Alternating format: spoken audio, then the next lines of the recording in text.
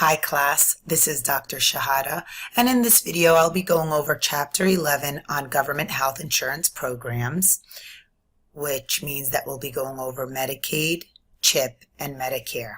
So the first slide just provides a very brief overview of what the chapter is all about. So it provides a basic overview of the major public health insurance programs in the U.S., and it focuses on Medicaid, CHIP, and Medicare.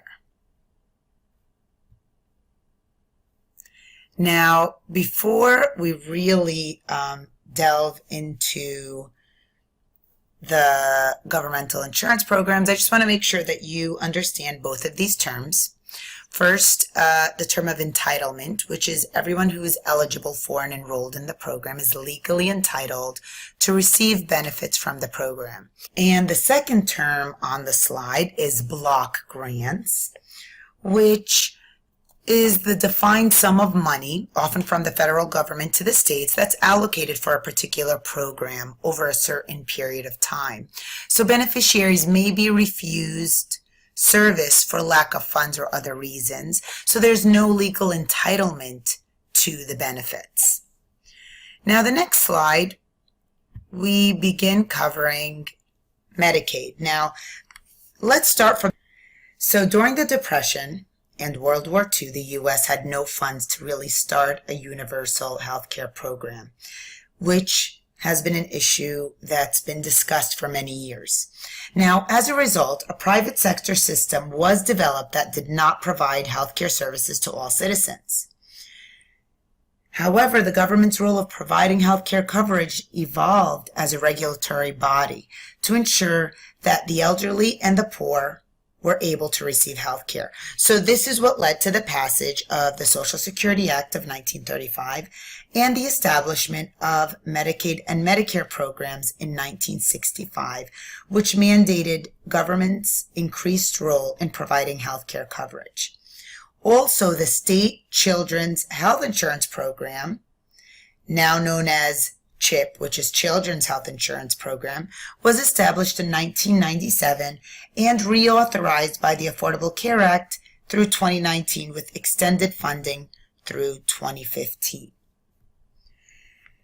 So in addition to this reauthorization of CHIP, the Affordable Care Act actually increased government interaction with the healthcare system by developing several of the government initiatives that focus on increasing the ability of individuals to make informed decisions about their health care. So in essence, the government increased accessibility to healthcare as well as provided financing for healthcare to certain targeted populations. So that's what leads us to Medicaid.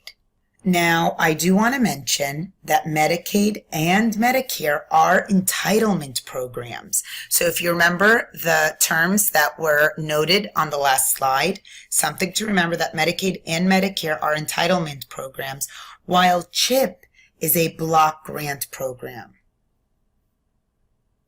So Medicaid is the country's federal state public health insurance program for the indigent. It is also jointly designed and operated by the federal and state governments. So the Centers for Medicare and Medicaid Services is the federal agency in charge of administering the Medicaid program. Each state, the District of Columbia, and certain U.S. territories, as defined in the statute, they have the option to participate in the Medicaid program, and they all have chosen to do so. Now, each state has its own Medicaid agency that's responsible for implementing the program in the state. States file a Medicaid state plan with the federal government, outlining the state's own eligibility rules, benefits, and other program requirements. So this plan is effectively a contract that is between the states and the federal government and between states and program beneficiaries. So in the next slide, we have the eligibility. So Medicaid generally covers low income. It includes pregnant women, children, adults and families with dependent children, individuals with disabilities, and elderly. So there are 5 eligibility requirements. That includes categorical, income level, resources, residency, and immigration status. Okay, so in the next slide, we are looking at the benefits. So the federal and state governments jointly set rules concerning who's covered and which services are provided by Medicaid.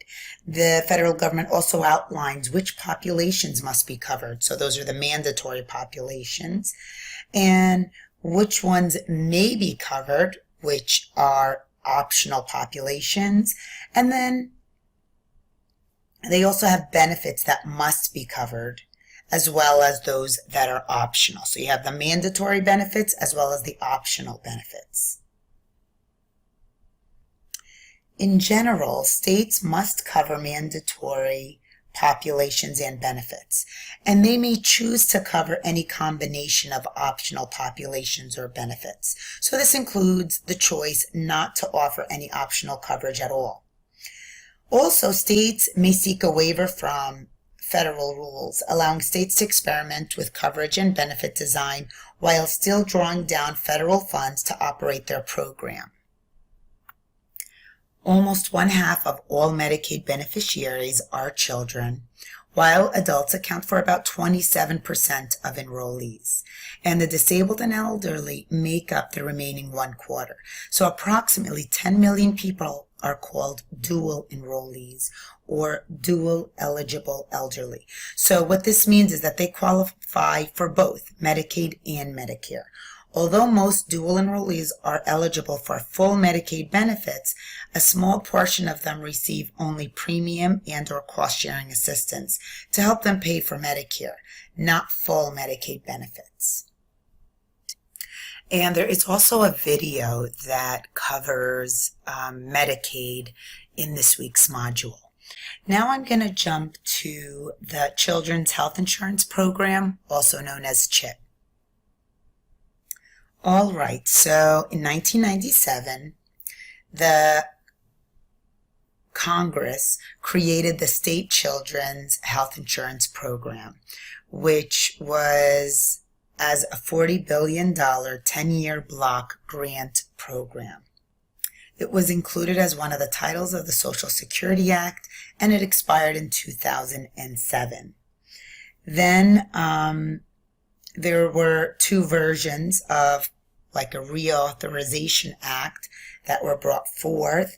One was actually vetoed by George Bush, and then in 2009, President Obama actually signed it into law as one of his first acts in office and extended the program until 2019, but only included funding through the fiscal year of 2015. So in April 2015, Obama signed legislation that provided 2 more years of funding. So they are getting funding through 2017. Now, CHIP is designed to provide health insurance to low-income children whose family income is above the eligibility level for Medicaid in their state. And the funding and eligibility expansions of CHIPRA, which is the Children's Health Insurance Program Reauthorization Act, that's what the acronym stands for, are estimated to cover 6.5 million additional children in either Medicaid or CHIP. Now, CHIP has been successful at insuring low-income children and enrolling more than 8 million children were actually enrolled by 2013. All right, in the next slide, CHIP is actually an optional program for states, but all 50 have chosen to participate. The states have 3 options regarding how their CHIP program is structured. You have the first option, which states may incorporate CHIP into their existing Medicaid program by using CHIP children as an expansion population. The second option is that states may create an entirely separate CHIP program. And then you have the third option, where states may create a hybrid program with lower income children as part of Medicaid and higher income children in a separate CHIP program. And all 3 options are actually used by the states. All right, now in the next slide, we very briefly touch on financing regarding CHIP. So the federal state have matching programs, which means it's like an enhanced match. The CHIP match will always be higher than the state's Medicaid match. And states receive the payments for the CHIP program in 2-year allotments. All right, so now I'm going to jump to the slide where Medicare is introduced, and I'll briefly cover this insurance, governmental insurance program.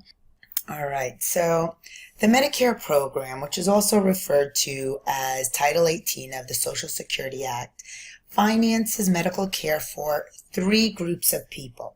You have people that are 65 years and older, individuals that are disabled who are entitled to Social Security benefits, and people who have end-stage renal disease. Now, people in these 3 categories can enroll regardless of income status. So shortly after the creation of this program back in 1967, there were about 19.5 million beneficiaries that year. Now, in 2012, we had about 50.7 million. And just to kind of give you an idea of the breakdown between the 3 groups that are eligible and who are actually receiving or utilizing these Medicare services, in 2012, so about 50.7 million beneficiaries, 83% of them were actually 65 years and older, and 17% were under the age of 65. With the aging of the population, the number of beneficiaries will continue to rise. Now, Medicare is a federal program operated under the administrative oversight of the Centers for Medicare and Medicaid Services, which is a branch of the DHHS.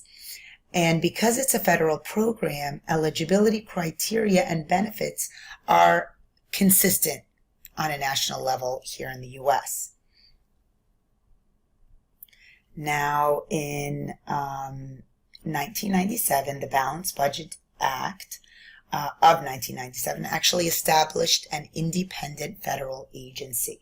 And this agency was the Medicare Payment Advisory Commission, also known as MedPAC. And so MedPAC's function is to advise the U.S. Congress on various issues affecting the Medicare program. So MedPAC's statutory mandate includes analysis of payments to private healthcare providers participating in Medicare, access to care, as well as quality of care.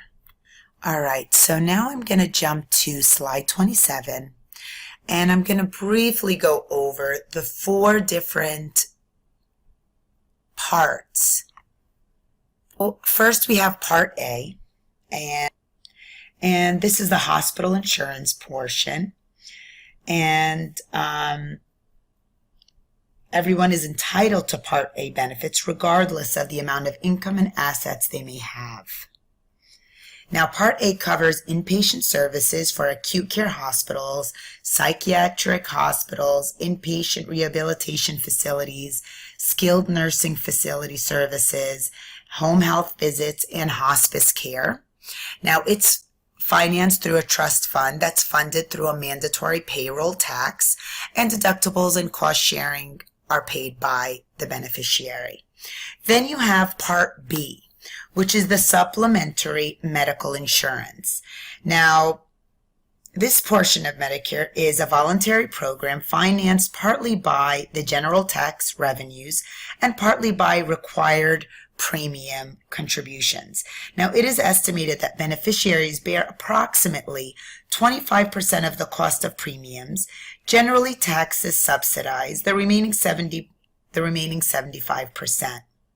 All right, now to the next slide. Now, Part C is known as the Medicare Advantage. And in reality, it's really not a new benefit program because it does not add specifically defined new services. It merely provides some additional choices of health plans with the objectives of channeling a greater number of beneficiaries into managed care. Now, premiums for Medicare Advantage are in addition to those paid to Medicare for Part B coverage. So as a trade-off, the beneficiary gets additional benefits that are not available in the original Medicare plan. And Part C enrollees also have lower out-of-pocket costs. So in essence, it's a cost-effective option, particularly for lower-income Medicare beneficiaries. And the fourth part of Medicare is Part D, which is the prescription drug coverage. And Part D was implemented in January of 2006, and it's available to anyone who has coverage under Part A or Part B. So the prescription drug program requires payment of a monthly premium to Medicare, which is in addition to the premium for Part B. Certain low-income beneficiaries are automatically enrolled without having to pay a premium. I do want to point out that Medicare carries relatively high deductibles, co-payments, and premiums. So a lot of times, like eyeglasses, dental care, and many long-term care services aren't covered. And there really isn't a limit on out-of-pocket expenses, except that about half of the Medicare Advantage plans have cost-sharing limits. I also want to bring to your attention three main factors that raise concern regarding Medicare's future before I wrap up this video lecture.